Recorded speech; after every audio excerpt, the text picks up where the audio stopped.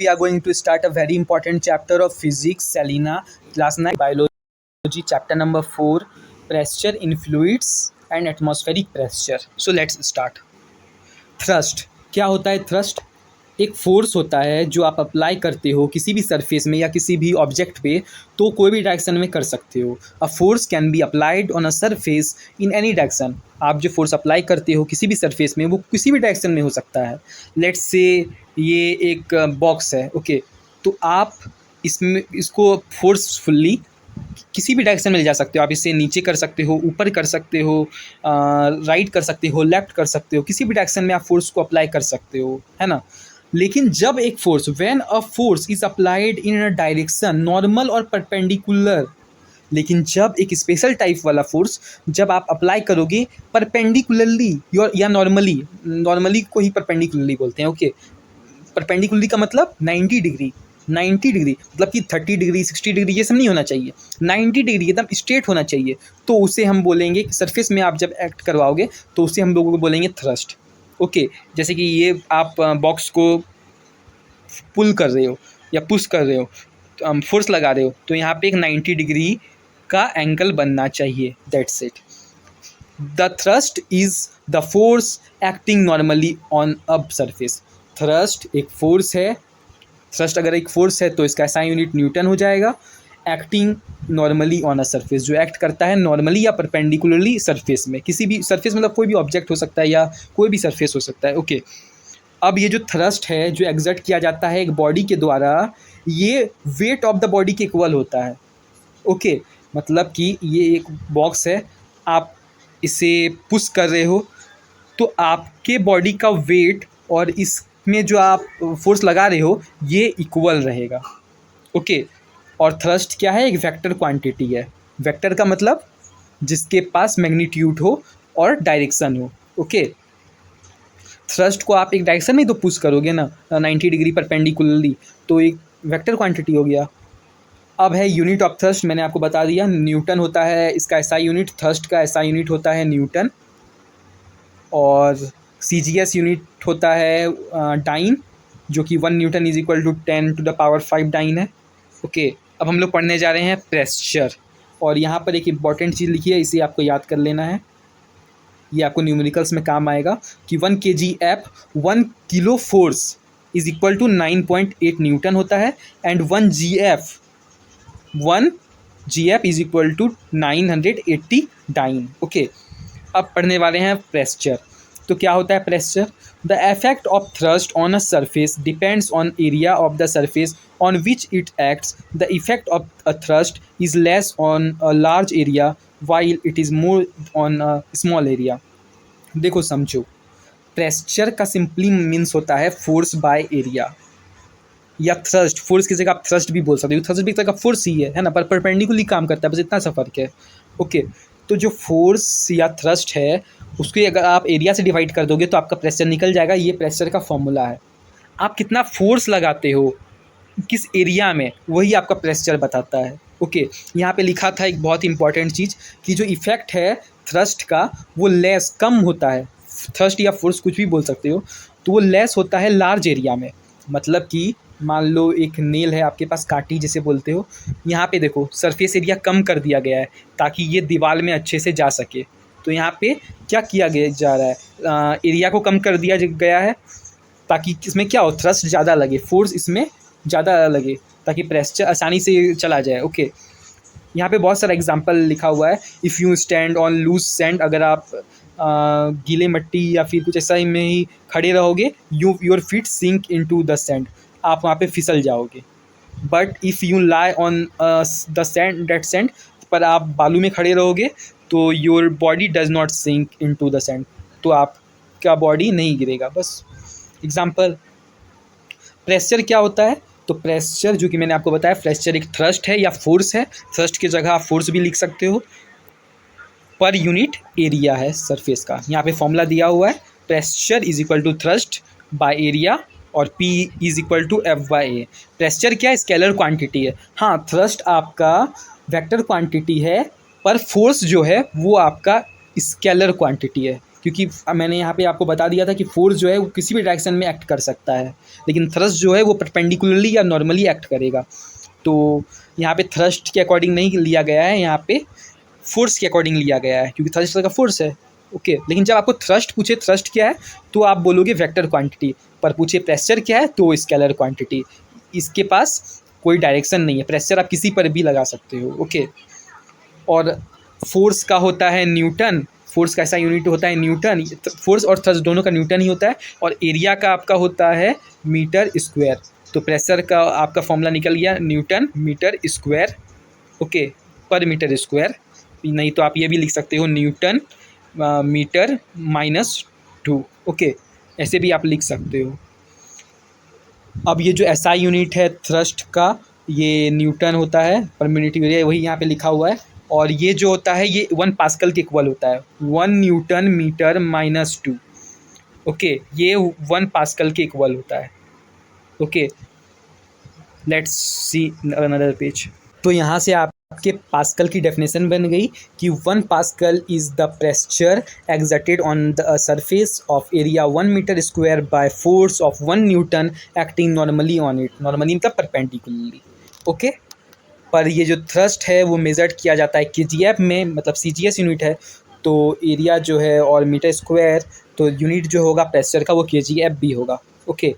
और CGS unit आप भी देख लीजिए 9 सेंटीमीटर स्क्वायर -2, ओके। ये सब बस यूनिट्स है। अब हम लोग पढ़ने जा रहे हैं फैक्टर्स अफेक्टिंग द प्रेशर। क्या क्या फैक्टर्स है जो अफेक्ट करते हैं प्रेशर को। तो यहाँ पे एग्जांपल को देखते हैं।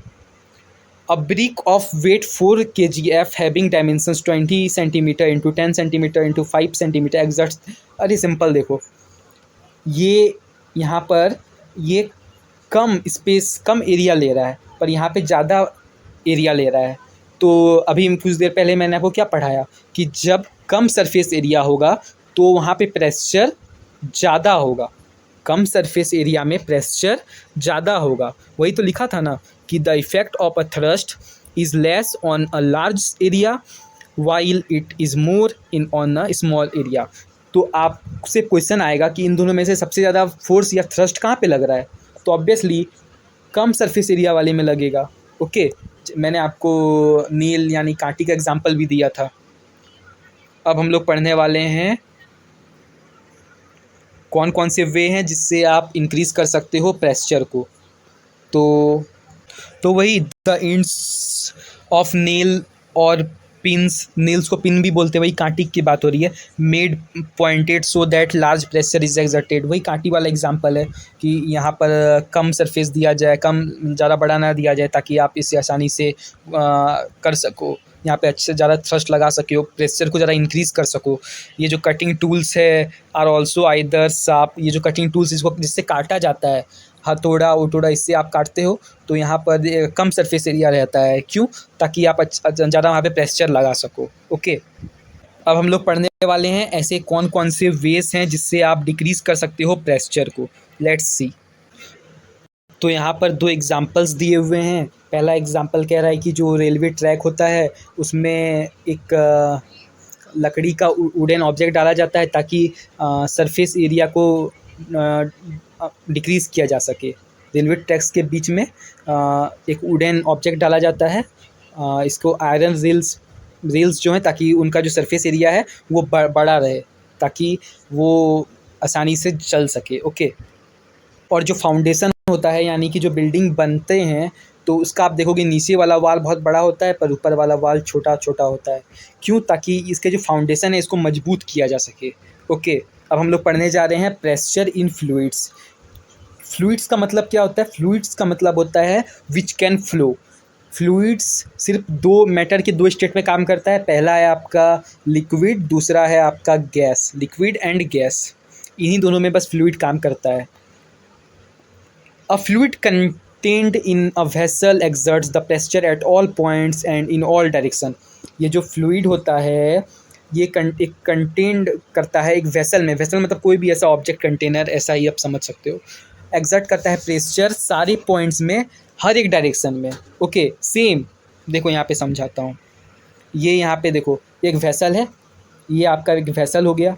यहाँ पे देखो यहाँ से यहाँ पे अगर आप छेद कर दोगे, बोतल का एग्जांपल ले लो, ये बोतल रहा, ऐसा ही बोतल ऐसा ही कुछ दिखता है। ओके, तो ये आपकी बोतल रही। अगर आप यहाँ पर भी छेद कर दोगे तो यहाँ पे से भी पानी निकलेगा, यहाँ पे छेद कर दोगे तो यहाँ भी निकलेगा, यहाँ से छेद कर दोगे तो यहाँ से भी निकलेगा, इधर भी वैसा सेम कंडीशन है।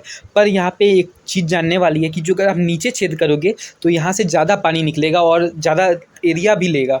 यहाँ पे देख सकते हो पिक्चर में, मैं आपको दिखाता हूँ। ऊपर से करोगे तो थोड़ा कम, यहाँ भी करोगे तो थोड़ा मीडियम, पर यहाँ से सबसे ज़्यादा पानी निकलेगा।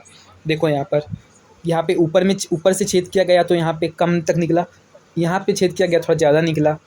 तो लिक्विड प्रेशर जो है वो इंक्रीज़ होता है with the increase depth below the free surface.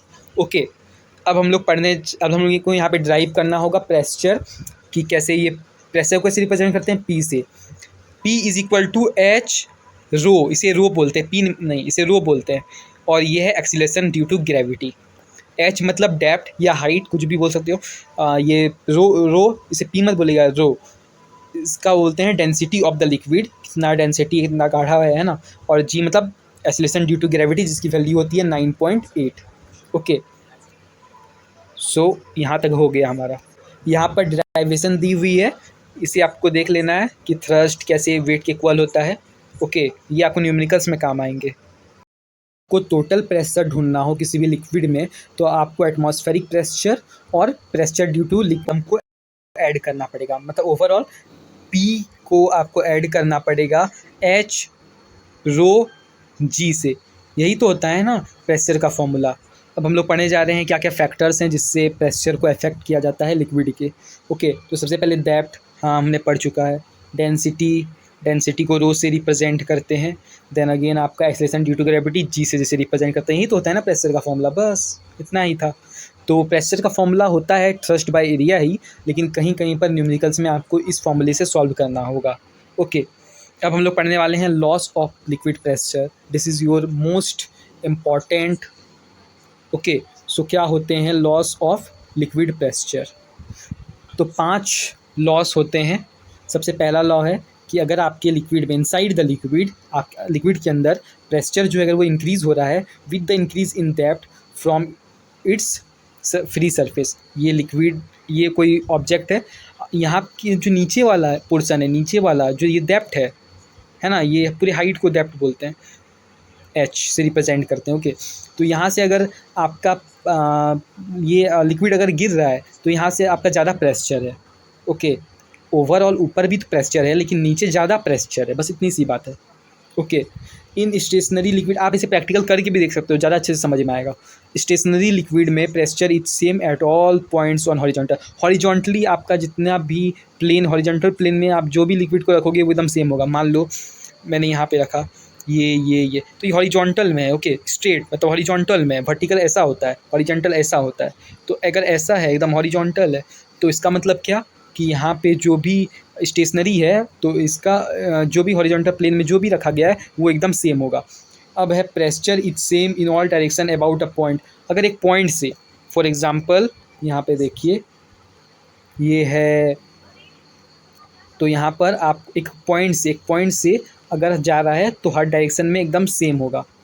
Okay, अब है pressure at same depth is different in different liquids. Different liquids में डिफरेंट डेप्थ होगी।